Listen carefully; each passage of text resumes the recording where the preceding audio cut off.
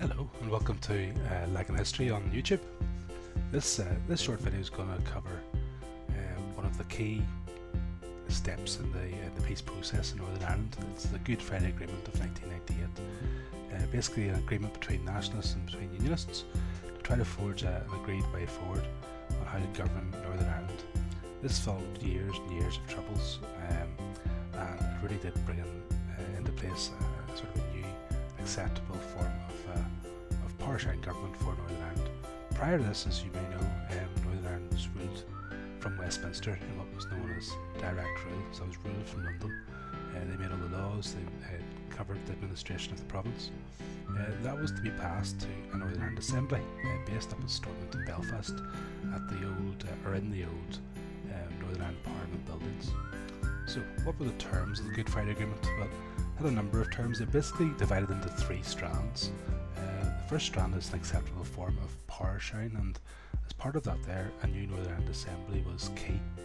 This new Northern Ireland Assembly would have 108 MLAs, that's members of the Legislative Assembly.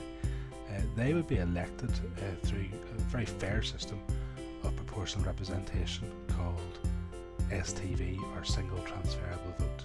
It's just a very fair way of actually electing your politicians. Secondly, as part of that there, a power sharing executive was formed. An executive is just the government. This was going to share power between the key unionist and nationalist parties and other parties as well. There's been 5 parties sharing government for quite a while until very recently.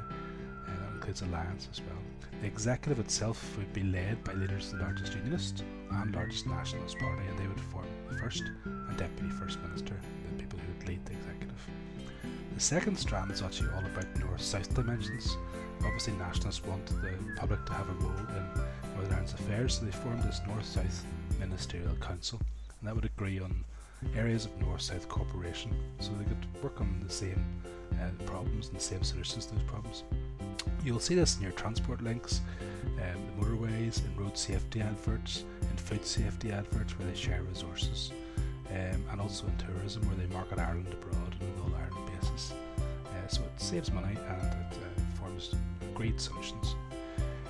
To sort of counter this here, the Unionists wanted an east-west dimension, that's the third strand, and they formed this British-Irish Council. Again, it's a sort of look at cooperation across the British Isles, including Jersey, Isle of Man, Scotland, Wales, and Northern Ireland and Republic. The Republic did have a role in this. They had to remove what's called Articles 2 and 3 of the Irish Constitution, dating way back to the 1930s. This laid claim to the whole island of Ireland, and that, since the 1930s, had always angered Unionists and made them mistrust things. There were a number of key issues in the Good Friday Agreement that were highly controversial. This is a real key part of this. They were quite subtle, in the way they were put in. So the first one would be the release of all paramilitary prisoners, Loyalist and Republican. They were released under licence. If they did anything wrong, they were sent back for the rest of their term. Secondly, there was meant to be decommissioning of all paramilitary weapons, guns and explosives meant to be got rid of.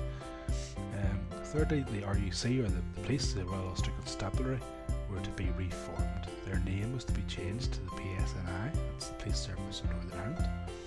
Their badge was to be changed, the logo was to be changed to make it more representative. And finally, their recruitment was to be changed, it was made 50-50 between Unionist and Nationalist, Protestant and Catholic, again to make it more viable as an organisation. You can see all these three things are very, perhaps, aimed towards nationalists, and you can see here that there's going to be different reactions to this from Unionist and Nationalist. Firstly, Unionists themselves, as you could see from those previous three things, they're things that Unionists would not really want to do. So their responses were quite lukewarm, it has to be said, to the Good Friday Agreement. They were angry at reforms to the police. The RUC they saw was a very honourable organisation that lost a lot of people in the Troubles.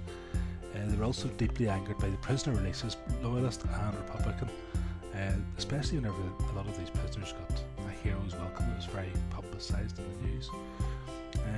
Unionists also then really had a lot of faith in the fact that the IRA would decommission their weapons. As time developed, this did not happen, and this led to a lot of disagreements. A big split then really occurred in the Ulster Unionist Party, the main Unionist Party at the time. David Trimble's leader was in favour of the agreement and tried everything to try to get it pushed through. However, his party was absolutely riven with division. People like Geoffrey Donaldson, one of his chief negotiators, actually switched over to the DUP along with somebody called Arlene Foster.